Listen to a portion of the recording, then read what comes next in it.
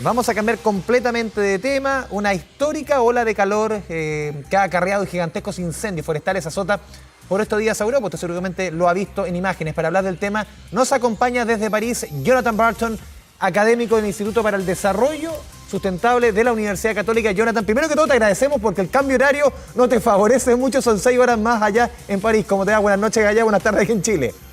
Gracias, Andrés. Sí, estamos casi llegando a la medianoche acá. Harto café para aguantar, para llegar a la entrevista. Gracias.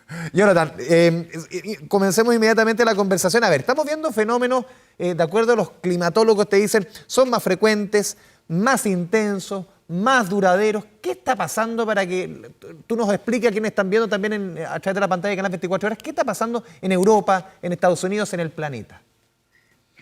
Bueno, son procesos que hemos visto durante muchos años ya. Es más todo lo mismo y siempre volvemos a hablar de estos eventos cuando surgen.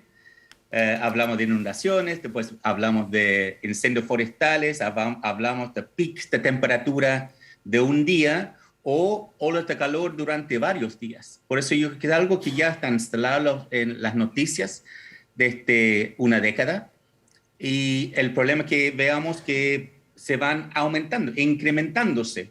Yo estuve en Londres el lunes y ayer, el martes, registraron la temperatura más alta en Inglaterra, en Escocia, en País de Gales. Ayer aquí en París, 40 grados. La máxima en Francia es 42 grados hace unos años. Y el problema es que estamos registrando los peak record, pero los últimos peak estaban registrados en 2019. O sea, no hay que remontarse 40, 50 o 100 años. Está aquí a la vuelta de la esquina. Claro. Por eso estamos en una situación de, podemos imaginar cada 5 años también llegando a incrementar un grado más en estos máximos. Hoy día en París, por ejemplo, ya bajó la temperatura, había lluvia, pero el problema es cuando son extendidas, cuando tenemos varios días, cuando realmente constituye una ola.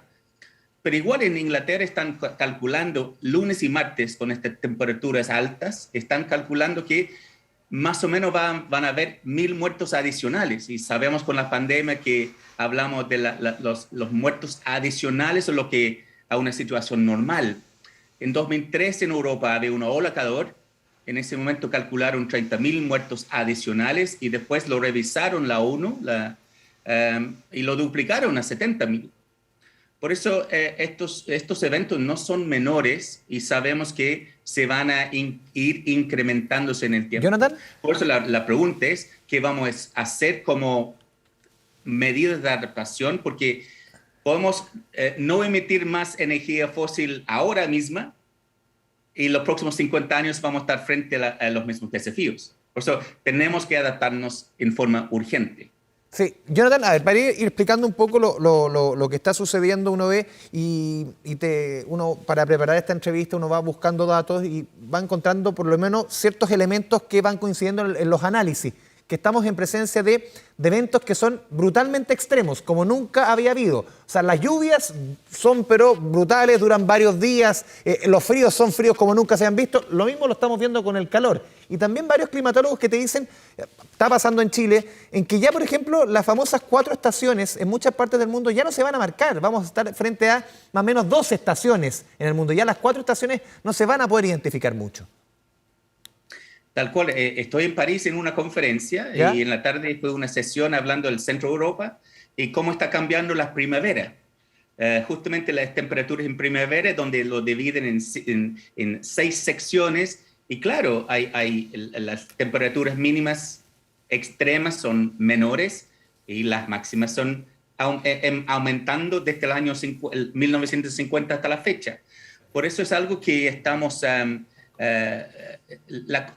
tenemos que cambiar la terminología porque ahora no podemos hablar de un año normal, porque estamos en una situación continua de aumento. Y de estos eventos extremos, quiero decir que hace 10, 20 años, sabemos que hay 3 fenómenos acá con el cambio climático. Precipitaciones, menos en general, temperaturas más altas en general, y eventos extremos. Por eso no es una sorpresa que estamos frente a los eventos extremos. Y yo creo que hay hay una demora muy importante entre lo que la ciencia estaba diciendo hace 10, 20 años y estamos viéndolo. Y la gran preocupación, estamos viendo eventos y estos extremos tal vez mucho más adelantados que fueron prognosticados. Porque el cambio climático, la ciencia trabaja con muchos escenarios, rangos muy grandes de posibles impactos, posibles salidas en el tiempo. Y al final estamos viendo, como siempre, una tendencia hacia los peores escenarios, las peores temperaturas, los peores impactos en términos de incendios forestales, etc. Por eso, eso es la preocupación. Entre los rangos, siempre estamos en los rangos peores.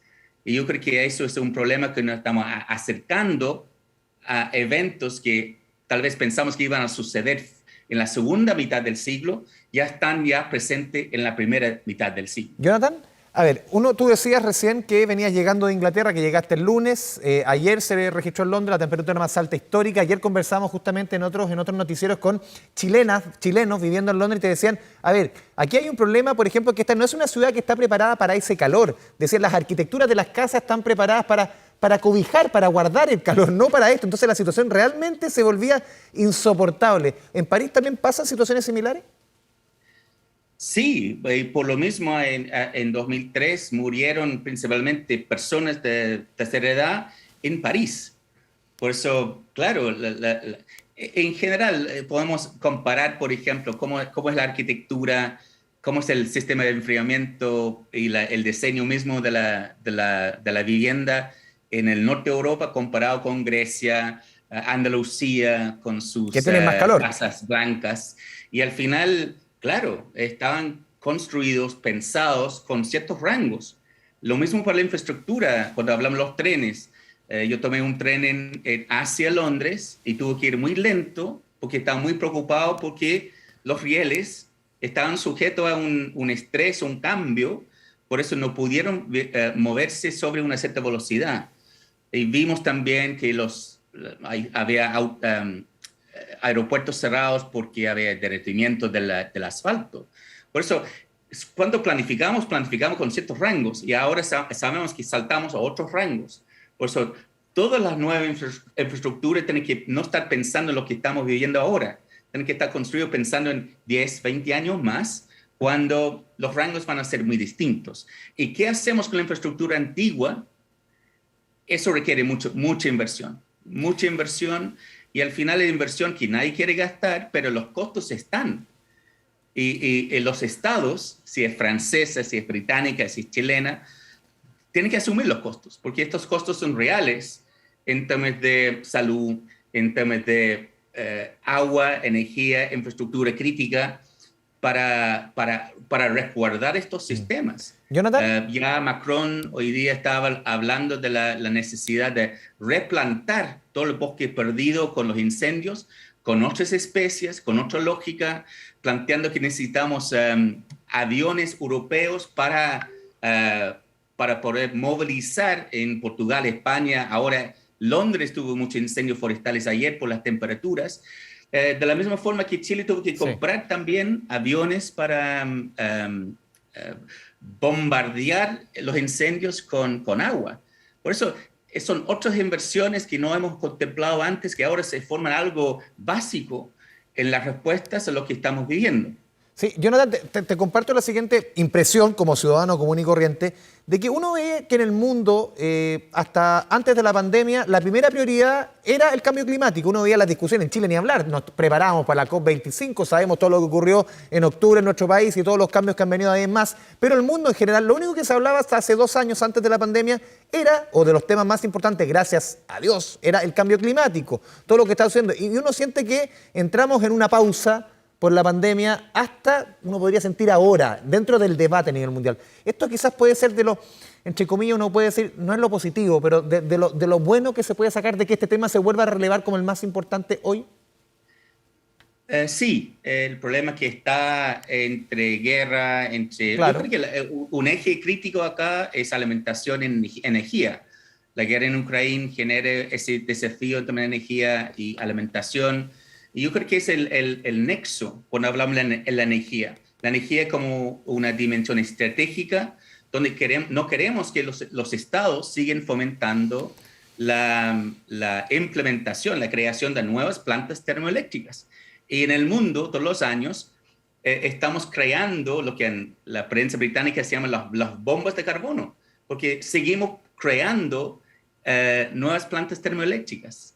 Por eso, no hablamos de este tema de cambio climático. Greta moviliza a muchos jóvenes, etcétera. Estamos conscientes de cierta forma, pero es cierto que las medidas que estamos tomando no están a la altura del desafío que estamos enfrentando.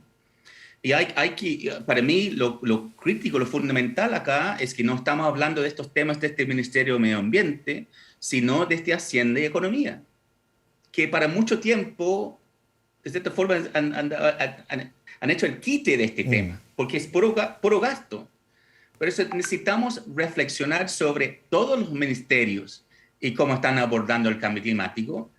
Obviamente todas las empresas en el mundo, muchas de las empresas ya reconocen que es un costo grande no adaptarse, no empezar a hacer la transición hacia energía renovable, pero sabemos que también las empresas grandes de energía fósil en el mundo siguen siendo muy rentables, atractivas, y mientras que el precio de energía sube, no hay mucho interés en salir de la energía fósil hacia renovables. Por eso estamos en un problema muy grande, porque eso es una parte.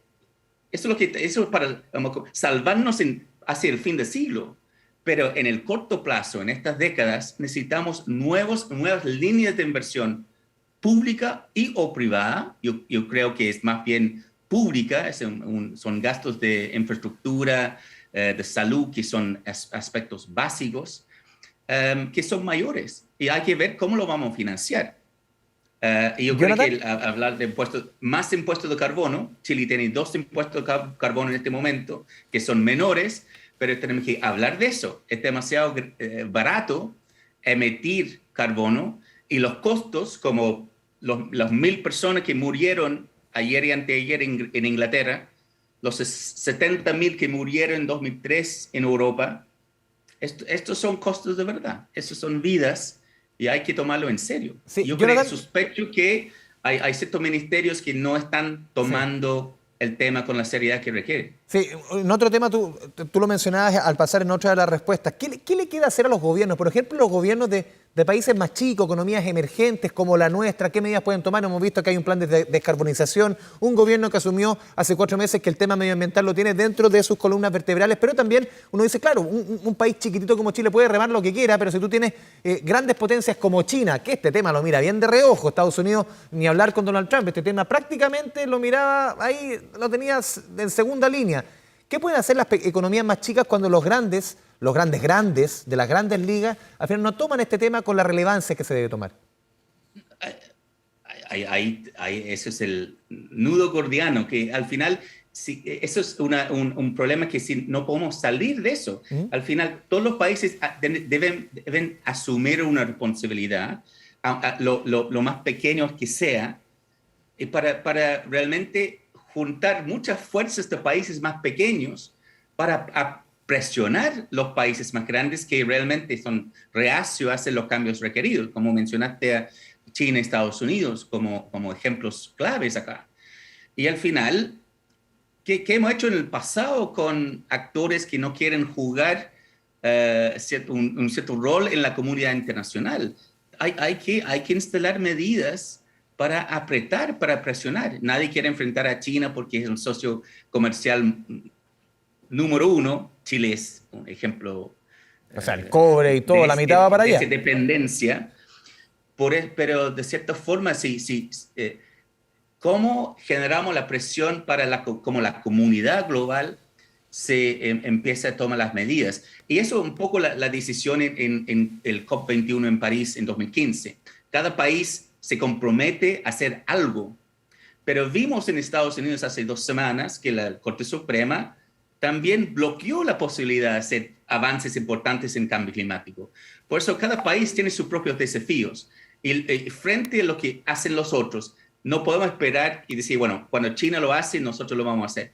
Cada país tiene que hacer lo que tiene que hacer y generar las alianzas necesarias para generar mayor presión.